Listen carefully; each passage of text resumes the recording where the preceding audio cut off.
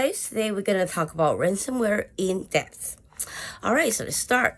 For the past decade, ransomware attacks has been on a steep rise. Hackers spend half a year or more to find the penetration points for the target systems, especially in healthcare industry such as insurance or Medicare down the states. This predominantly occurred in the healthcare industry. Well, there we go, because the monetary and intangible value of each EMR record stolen and sold on the black market. Healthcare system, especially health insurance systems, could be considered as the top in the list in which ransomware attack occurs. Ransomware itself for now is still not considered as public knowledge, since even the police in cybercrime has very little knowledge of, or even zero knowledge. This can have a significant detrimental or unorganization operations, which is what's happening to me. Ransomware attacks can be classified into several types based on how they operate and what they target. So let's get into it. Types of ransomware. All right, crypto ransomware, locker ransomware, scareware, leakware, double extortion ransomware, triple extortion ransomware, ransomware as a service, RAAS, mobile ransomware, and fileless ransomware. So let's get into each of them. Crypto ransomware, which is encrypting ransomware, encrypts files, folders, and entire systems. Victims cannot access the data without the decryption key. Then they demand a ransom for the key.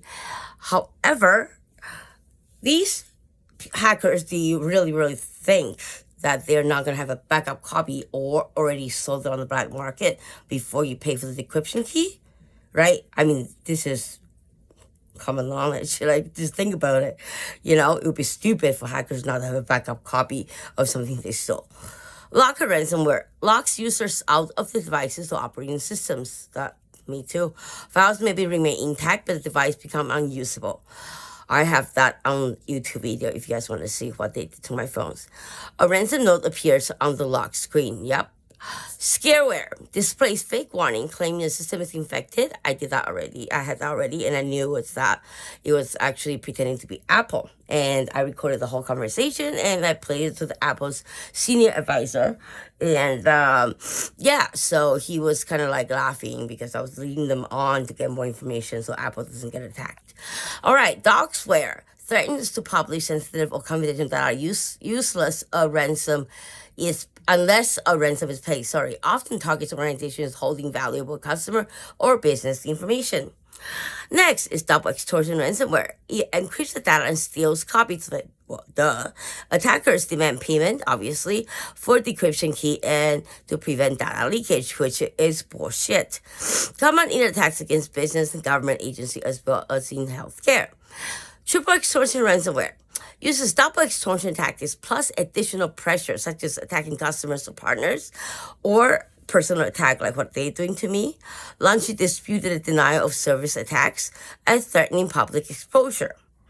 Like how they took naked photos of me and drugged me, and they posted on dark web. So if anybody find me on dark web, please let me know, secretly somehow. Ransomware as a service. Cybercriminal groups develop ransomware and lease it to affiliates. Affiliate conduct attacks and share the ransom profits with developers. Now, if you think about this, this is actually one of the smartest things on ransomware has actually evolved into, because you are using sort of like a cryptocurrency process of bouncing off each one, like bouncing off cell towers, let's say. So you can trace the exact source of the actual attack and the people that's attacking. All right, mobile ransomware targets smartphones and tablets. The fileless ransomware operates primarily in memory without installing traditional malware files. If you actually go on even LTE, everything, they can access it, your router, everything. I can see them on there, but I can't get rid of it. And they use that to infect your system, your phone, disable your phone, take control remotely of your phone.